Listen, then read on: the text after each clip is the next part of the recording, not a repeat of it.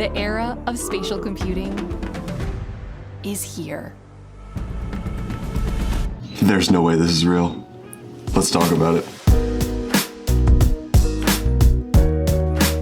Apple just announced their new AR/VR headset, and I got a lot of things wrong about it. And you probably did too, so let's talk about it. But before we do that, let me explain what it is. It's basically just a state-of-the-art VR headset. Not a whole lot of specs have been released for it, but basically it has near real-time pass-through, meaning that when you're looking through it in AR mode, it uses all of the cameras on the front of it to look through and see what's in front of you in real time. And it looks real thanks to the micro OLED screens on each eye. I've talked about this before, but basically it's the screen technology from Sony's camera viewfinders. The pixels are so small it's the equivalent of having a 4K TV for each eye. Apps and windows are overlaid over the real world in AR mode. They cast shadows and can be resized. This is all run by the brand new R1 chip by Apple. It uses technology to track the room around you and have objects stay in one spot.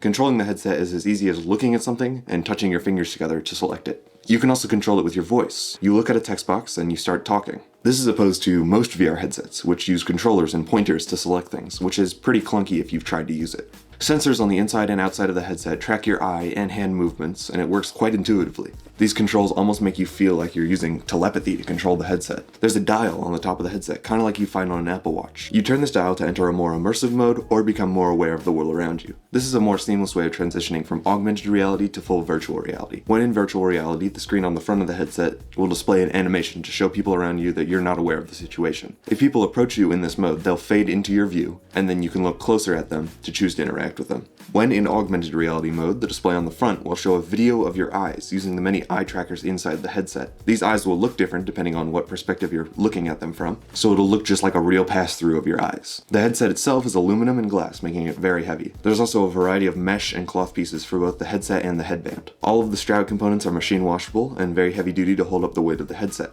You can also get inserts for your Apple Vision Pro if you need prescription lenses. There's a dial on the strap that helps you adjust fitment, and there's also 2 audio pods just above the ears.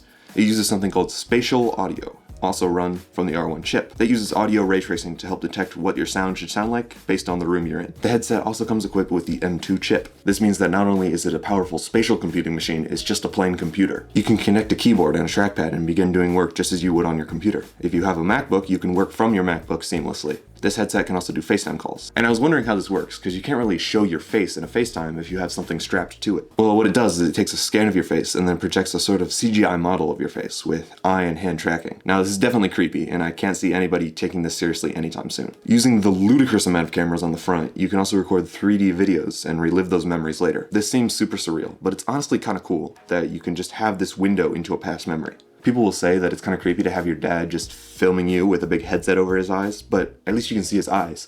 People have been filming with giant camcorders over their faces since the 80s. Okay, we have this machine that's a state-of-the-art computer, the best VR and AR headset in existence, a whole movie theater with the state-of-the-art sound system, and recorder of 3D videos. Not to mention all the countless cameras and eye sensors and trackers. How much do you think this would cost? Well, a standard MacBook costs a couple $1,000s. A good VR headset costs maybe $500.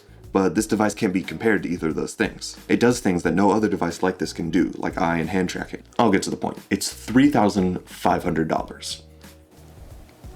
It seems like a lot, but it's an excellent deal for what you're getting. I honestly couldn't even fit all the features into this video. I'm probably forgetting some. But still, not many people can be expected to fork up $3,500. And that's where you're wrong about this. This product isn't meant to be bought by the major consumer. Apple revealed it at the Worldwide Developers Conference. This means developers, the people who make apps for devices, will start buying these and start developing apps for it. And then once Apple comes out with a smaller, lighter, more affordable option of it, there'll be a bunch of third-party apps for the device.